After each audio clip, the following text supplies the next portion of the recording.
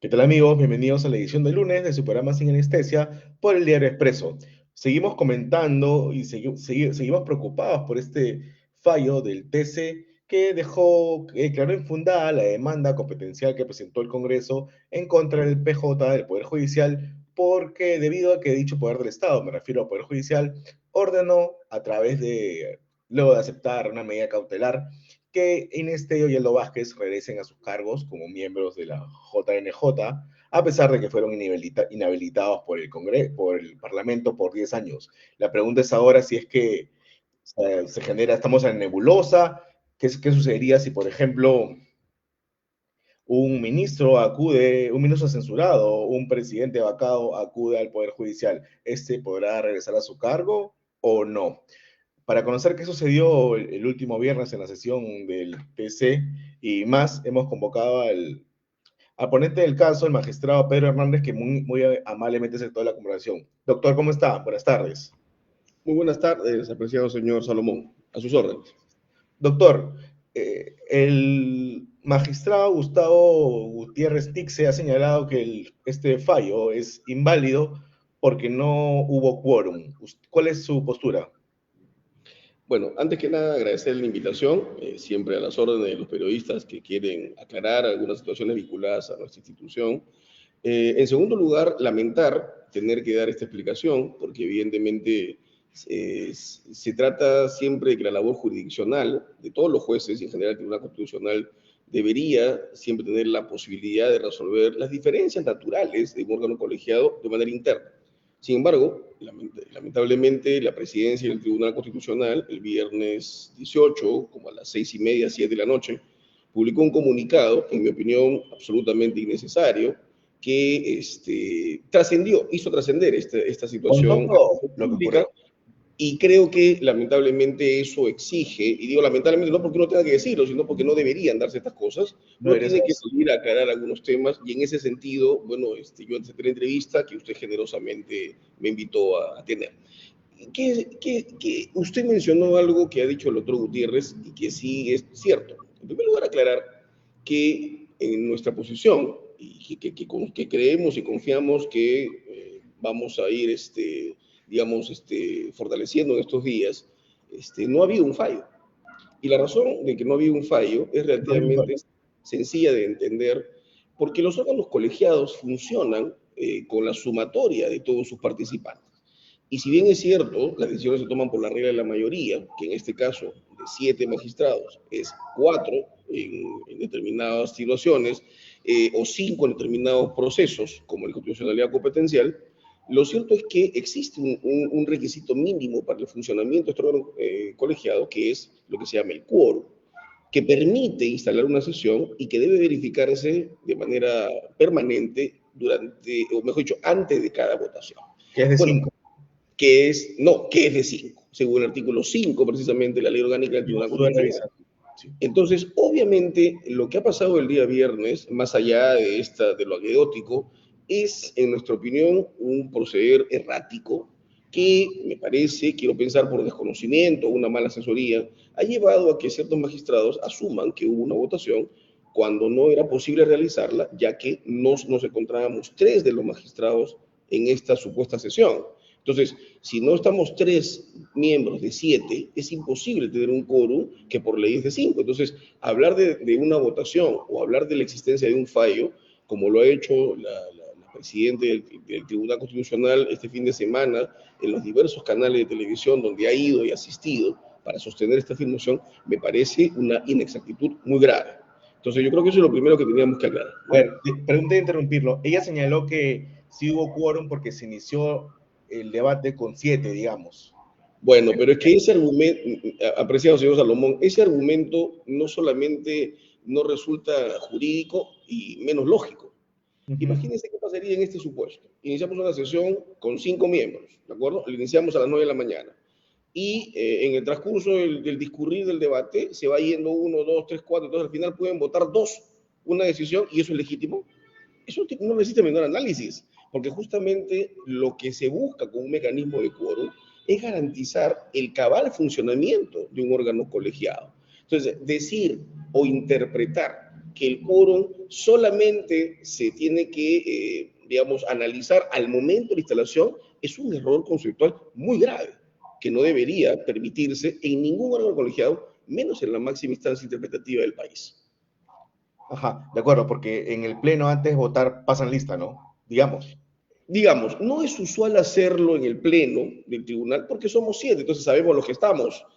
Cosa que, por ejemplo, si fuera un órgano colegiado o plurirepresentativo, como por ejemplo el Congreso, usted conoce mejor que yo, el Congreso cada vez que va a haber una votación, se vuelve a marcar la lista. ¿Por qué? Exacto. Porque es ahí donde se verifica el quórum. No podría pasarse una votación si primero no hay quórum. Claro, en el tribunal eso no se suele hacer por una razón muy simple, pues somos 7, entonces los 7 estamos al frente y es, yo diría que hasta innecesario pasar lista. Pero Claro. el caso digamos, de que eso se omita por un tema de número reducido, no quiere decir de que el quórum valga solamente una sola vez y se mantenga durante todo el día. Eso no es una interpretación correcta. Claro, ¿cuál fue el detonante, doctor, para que usted, junto a Gutiérrez Tixe y Francisco Morales, abandonen la A sesión? ver, muchísimas gracias por esa pregunta porque me permite a mí aclarar una situación que en el comunicado, que por cierto, un comunicado bastante cuestionable porque toma indebidamente el nombre de haber sido emitido por el Tribunal Constitucional, ¿no? Cuando ya lo hemos dicho, para que sea un comunicado atribuible al Tribunal Constitucional, debería haberlo aprobado la máxima instancia de este, que es el Pleno. Y el Pleno no podía funcionar porque solamente estaban 4 y no hacían quórum. O sea, volvemos a la misma lógica. Pero bueno, en ese comunicado se señala, en mi opinión, de una manera muy tendenciosa, dando la impresión de que nosotros hemos querido sabotear o por irresponsabilidad nos retiramos de una votación, algo que no es absolutamente cierto, eso es absolutamente falso. Eso no ocurrió. Y es más, el día de hoy lo hemos dejado por escrito, ante un escrito que hemos presentado a la señora Pacheco, señalándole precisamente nuestra posición respecto al particular. ¿Qué fue lo que sucedió? Como usted bien lo ha dicho, digamos, quien habla es el ponente de Claro. ese. Y ese caso, como muchos otros, tiene un proceso de elaboración que de una u otra manera tiene que derivar en una ponencia. La ponencia fue puesta en conocimiento en dicha sesión y lo que, como muchos casos en el tribunal, se ponen en agenda para ser visto en una sesión. De suyo, era evidente que un caso tan complejo como ese, probablemente, si es que hay una deliberación real, con una actitud abierta de analizar razones jurídicas, no necesariamente tiene por qué resolverse en un día, más aún cuando es un tema tan complejo donde el tribunal va a entrar a definir un aspecto absolutamente trascendental. Bueno, lo que pasó ese día fue que quien habla expuso la ponencia y al momento de escuchar los pareceres de los magistrados, que por cierto hay que precisar, físicamente, presencialmente nos encontrábamos 5 magistrados y 2 magistrados se encontraban virtual, el magistrado Gutiérrez, el magistrado Morales, y los demás magistrados estábamos en la sala de sesión. Entonces, después del debate, hubo obviamente pues el intercambio de opiniones y al final viene el planteamiento de la presidencia de intentar pasar a la votación aplicando una resolución administrativa del año 2021. Una resolución administrativa que sacó el pleno anterior con la presidencia de la señora Ledesma, que para quienes algo conocemos de derecho constitucional es una resolución que no resiste menor análisis para poder resolver un proceso competencial, porque básicamente lo que dice es, como no se logran los 5 votos para aprobar una sentencia, entonces se tiene que declarar infundada. Claro, pero se tiene que declarar infundada sin ninguna ponencia. Y eso fue lo que pasó. Entonces, lo curioso es que esta resolución administrativa, que estaba vigente en el año 2021, no se aplicó, por ejemplo, en un caso de similar o mayor complejidad que este, como el que también fui ponente yo en el mes de marzo, que en un proceso competencial, digamos, vimos una demanda del Ministerio Público frente a la Junta Nacional de Justicia, en entonces la señora Benavides. En aquella oportunidad, el procedimiento que se aplicó, que es el mismo que se debió aplicar aquí, era el artículo 46 del reglamento normativo del tribunal. ¿Qué dice el reglamento normativo del tribunal? Que cuando una ponencia se presenta y no es aceptada porque el parecer de la mayoría es distinto, ¿Qué se hace? tiene que solicitar al ponente para que recoja el sentir de la mayoría si es que desea hacerlo. Si no lo desea hacer, pierde la ponencia y ésta se encarga a otro magistrado para que el otro magistrado refleje el parecer de la mayoría y presente una ponencia que se verá en su oportunidad. Bueno, eso fue lo que nosotros pedimos que se hiciera, porque es absolutamente imposible que un proceso competencial, donde el tribunal está llamado a resolver la determinación de la competencia, y en este caso, un conflicto competencial de tipo por menoscabo, que significa no discutir la titularidad de quién tiene la competencia, sino de cómo la ejerce, el tribunal tiene que entrar a analizar las razones por las cuales los jueces, pudiendo realizar un control vía amparo, no deben exceder ese control para no vaciar de contenido las facultades políticas del Congreso. Bueno, eso no es lo que se hizo. Entonces, la presidencia lo que hizo y la mayoría que respalda a la señora Pacheco insistió en aplicar esta resolución administrativa, a pesar de que se le dijo reiteradamente que eso iba a significar la comisión de una infracción constitucional. Quien habla, hasta en dos oportunidades, planteó una cuestión de orden para poder definir si se aplicaba el artículo 46, cosa que a mí me queda clarísimo que es el único que debe aplicarse, o la resolución administrativa. Bueno, esta cuestión de orden nunca fue sometida a votación. Nunca. Es más, el magistrado Francisco Morales solicitó que a raíz de la complejidad del tema se pasara un cuarto intermedio para que, habiendo presentado una ponencia que no era aceptada, se buscara una fórmula conciliatoria, que es lo que usualmente se hace en estos casos. Bueno, frente a esas alternativas, el silencio o la indiferencia fue categórico. Es más, quien habla en el propósito de viabilizar la solución, le comenté y solicité ceder la ponencia para que otro magistrado inmediatamente la tuviera y la desarrollara, y tal vez el día de hoy, o el día martes, o cualquier día, se pudiera pasar. Bueno, ninguno de esas alternativas fue aceptado. Mi apreciado señor Salomón, cuando algo que debería discurrir con objetividad, respeto y deliberación no se encausa en esos términos, ¿qué cosa queda? ¿Ser parte de un atropello o simplemente tener la dignidad de levantarse y retirarse? Eso fue lo que hicimos. Eso fue lo que hice yo, que fue el primero que me retiré. ¿A qué hora después, los usted? magistrados, exactamente, no recuerdo la hora, pero debe haber sido aproximadamente al mediodía, aproximadamente. Y votaron, según me cuentan, a las 2 de la tarde aproximadamente, ¿no? Es que ese es el problema, porque después en el comunicado se dice que sí hubo una votación. Y es ahí lo grave, que para nosotros ya resulta una cosa absolutamente inaceptable. ¿Cómo se puede hablar de una votación cuando no había quórum?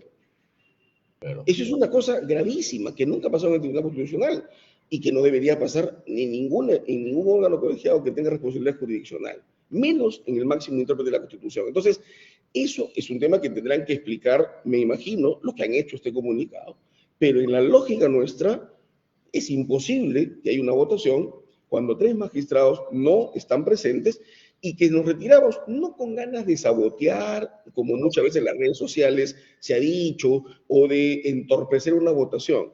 Señor Salomón, todos los magistrados que entramos en este dignísimo tribunal, sabemos que las propuestas jurídicas pueden ser asumidas o descartadas. Ese no es el problema aquí. De suyo le he mencionado el ejemplo anterior de la ponencia con el otro caso de la Junta Nacional, y la perdí y se encausó al magistrado Ochoa y él presentó una ponencia y esa fue la que se oyó con un voto singular mío. Bueno, ese no es el problema aquí. El problema es que las formas tienen que respetarse porque en el derecho la formalidad es igualmente importante que el tema sustantivo. Claro, y es importante conocer por la mayoría por qué estaban en contra o conocer su punto de vista, ¿no? Para que se genere un precedente. Si es que realmente el Poder Judicial puede interferir hasta dónde en las facultades del Congreso. Precisamente esa fue la insistencia por la cual, digamos, tanto el magistrado Morales, Gutiérrez, como quien habla, señalábamos reiteradamente que era necesario que haya una ponencia. Lo que está decidiendo este proceso competencial es un tema muy interesante y único en la historia jurídica del Perú.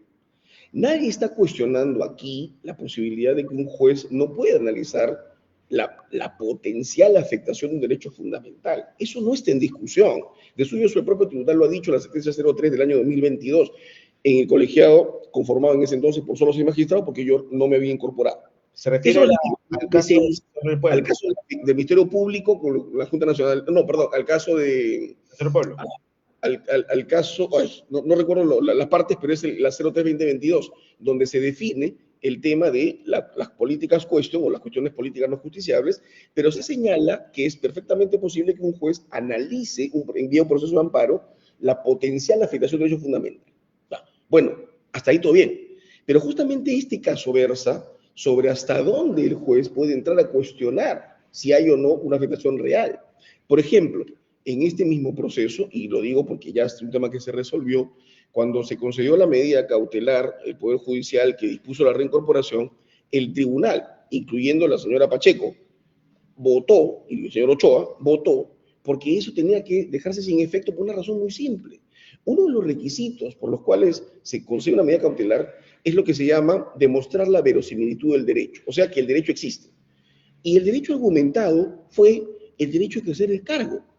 Ese derecho no existe en el sistema constitucional peruano. Entonces, obviamente, eso es importante tenerlo claro en un proceso de competencia. Bueno, si solamente nos limitamos a sacar una ponencia con 6 votos, con sus razones individuales, y no hay un debate o una posición jurídica argumentativa que permita que la ciudadanía conozca por qué el Tribunal Constitucional descartó, es imposible que contribuyamos seriamente a una mejora del debate público sobre este tema tan complejo. Y eso fue lo que Claro, nosotros hicimos. porque, por ejemplo, desde mi punto de vista, no se violó ningún derecho fundamental, no se violó el debido proceso porque la inhabilitación de Aldo Vázquez e Inés Trillo pasó diferentes fueros parlamentarios hasta que finalmente llegó hasta el Pleno, ¿no? Una denuncia constitucional que recorrió varios caminos.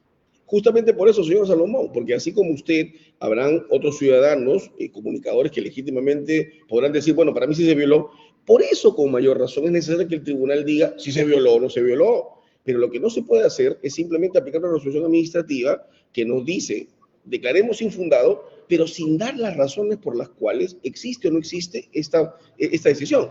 Es más, había un aspecto absolutamente importante de definir por el tribunal, que en el caso de la señora Tello y de los otros miembros que también fueron sometidos en su momento a un proceso de acusación constitucional, se señalaba vinculado a la interpretación del artículo 153 sobre la edad para ser miembro de la Junta. Bueno, ese tema no sabemos cómo ha quedado, Y era porque por... merecía un pronunciamiento del tribunal, más aún ahora que está en pleno proceso de designación de los nuevos miembros de la Junta. No vaya a ser que este silencio del tribunal al que nos han llevado este apresuramiento en las decisiones va a terminar postergando la solución de un problema. A lo mejor algunos de los miembros que van a ser posiblemente elegidos tendrán la misma situación y no sabrá si a los 75 años que cumple tiene que irse a su casa o va a continuar. Entonces, no hemos solucionado un problema, sino lo hemos postergado. Y eso es lo que dijimos. Tenemos que entrar a una elaboración de una ponencia que recoge esta posición y sobre la cual la ciudadanía sepa cuál es la decisión del tribunal con certeza. Bajo a su parecer, entonces, este fallo, esta resolución es nula. Bueno, yo sería un poco más drástico y probablemente por el tecnicismo implícito a mi función. No hay resolución, No existe, no hay ¿no? fallo, no existe. Porque si no hay quórum para poder habilitar una sesión, menos puede eso utilizarse para hacer una votación. Y entonces, ¿en qué situación nos quedamos? Por ejemplo, yo me preguntaba hasta dónde puede ir el Poder Judicial en contra de las facultades del Parlamento. Si soy ministro y me censuran, puedo presentar un amparo ante el PJ diciendo que se han vulnerado mis derechos fundamentales y podría regresar al cargo. Bueno, parecería que esa duda, apreciado señor Salomón, va a continuar todavía en el tintero, porque el tribunal precisamente está rehusando, al no querer poner en blanco y negro sus razones, en este caso las razones de la ponencia de mayoría que habría que aprobar, que es lo que se ha pedido, no podría darnos una razón de por qué o hasta dónde va a llegar ese ejercicio de la competencia de un juez que significa, digamos, dictar una resolución en un proceso de amparo. Entonces, en principio, no hemos resuelto el tema, seguimos con la misma incertidumbre y de verdad podría darse el caso de que podríamos volver a tener amparos que han significado, pues, digamos, retardos absurdos de procedimientos de selección, por ejemplo, como hace unos años, que aparentemente habían quedado superados, pero con este retroceso de no dar las fundamentaciones, me parece que tranquilamente podrían presentarse. Claro, la presidenta del TC, Luz Pacheco, ha dicho que en este caso el único que puede dirimir es el Poder Judicial. Bueno, yo creo que la particular interpretación de la magistrada Pacheco no necesariamente es compartido. Por mí y por varios miembros del tribunal y por muchos constitucionalistas especialistas en la materia, ¿no? O sea, Ujú. es evidente que el Poder Judicial tiene la posibilidad de ejercer una competencia como, digamos, analizar si ha habido una afectación o un hecho fundamental. Pero en un Estado constitucional de derecho, ningún órgano tiene la posibilidad de ejercer sus competencias sin ningún límite, llegando al extremo de prácticamente afectar las funciones de otro. Para eso está el tribunal. El tribunal existe históricamente como una corte de resolución de conflictos de competencia.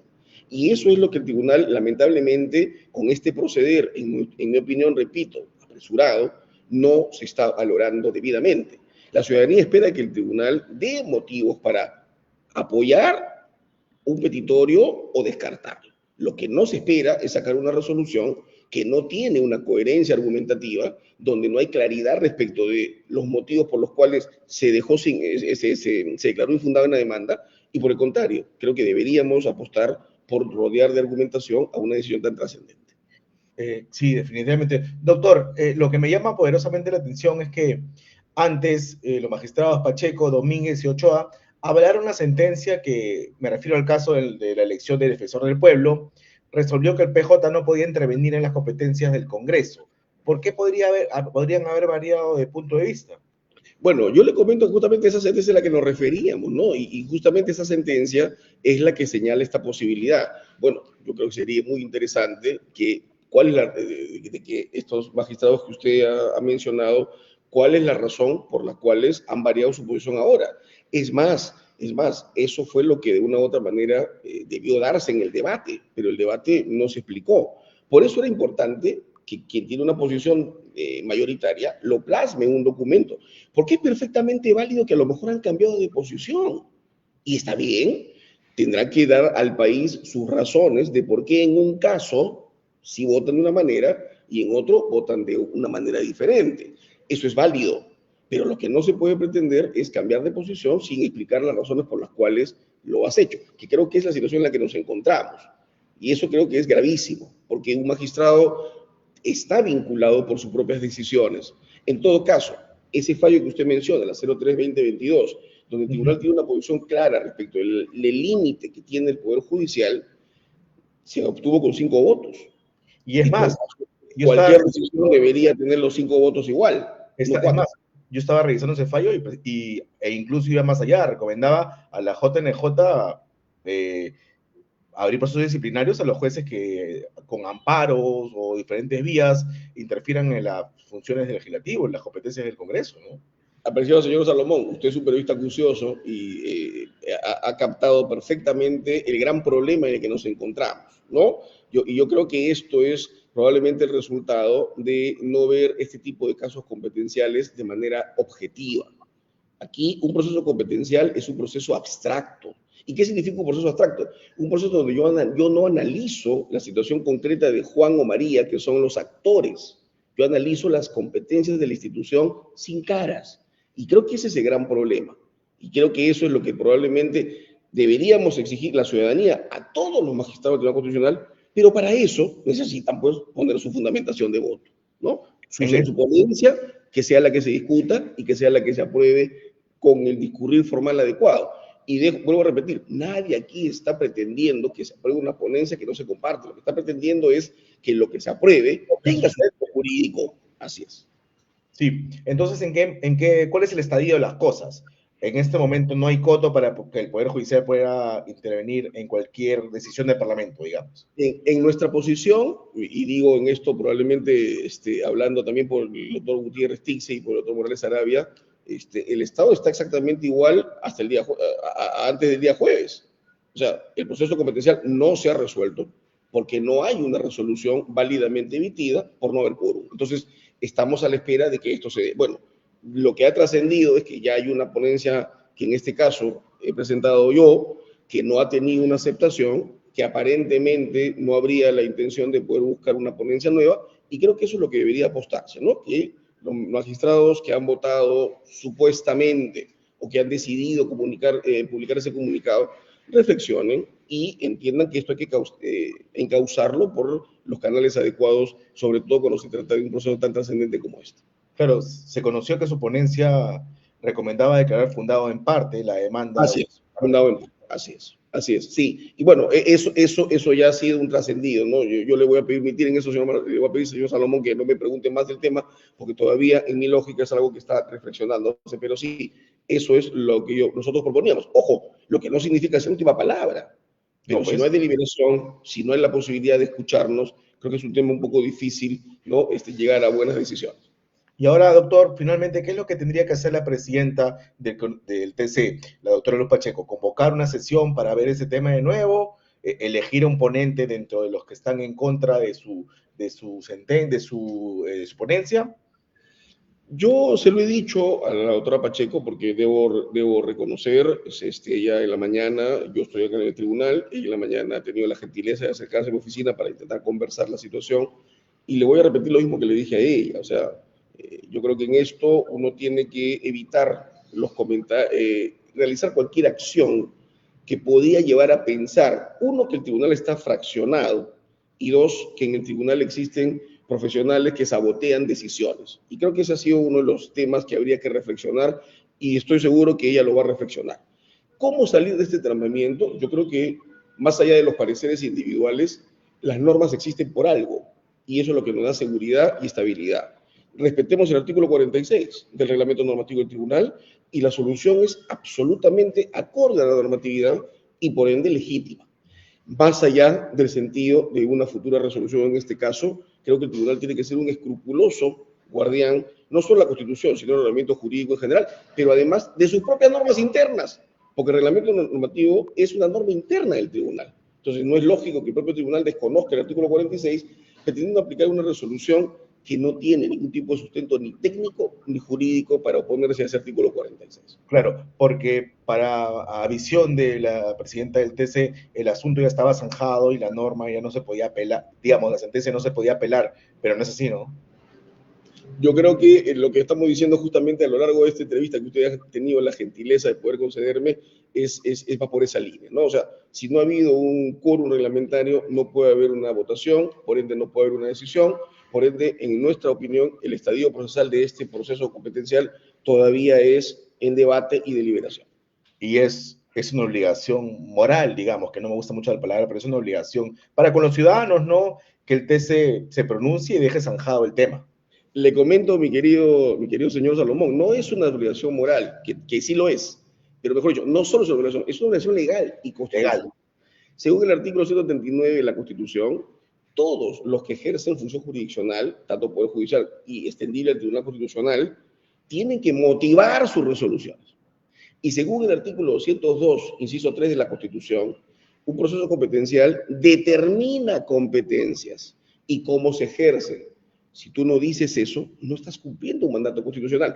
Por eso es que el magistrado Gutiérrez, en la deliberación del día viernes, insistió muchas veces con la actitud firme que lo caracteriza, que estamos ante una posible infracción constitucional, porque no estamos cumpliendo nuestro deber de motivación, ni estamos cumpliendo la finalidad de un proceso competencial, que es zanjar un tema, para bien o para mal, pero con argumentación.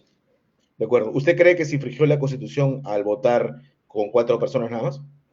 Yo creo que es una muestra de que la Constitución, por lo menos, no ha sido tomada en cuenta a ese momento. Ok, doctor, muchas gracias. Esperemos que el tema se resuelva, porque si no, están abriendo una caja de Pandora muy peligrosa. Confiemos que sí y que el transcurrir de los días la reflexión sea la que prime y busquemos un respeto interno de las formas en el máximo órgano de la interpretación de la Constitución. Buen día, doctor. Muchas gracias. Muchísimas gracias, señor Salomón. A sus órdenes. Hasta luego. Ok, amigos, esa fue la edición de Lunes sin Anestesia y esperamos que el TC finalmente se ponga de acuerdo y encontremos una solución, porque el Poder Judicial no puede intervenir en todos los asuntos del Congreso, no puede acoger o emitir fallos, acoger acciones de amparo de personajes que han sido sancionados por el Parlamento y que valiéndose aduciendo que se ha violado el derecho al debido proceso, consigan revertir estas sanciones. Nos vemos mañana.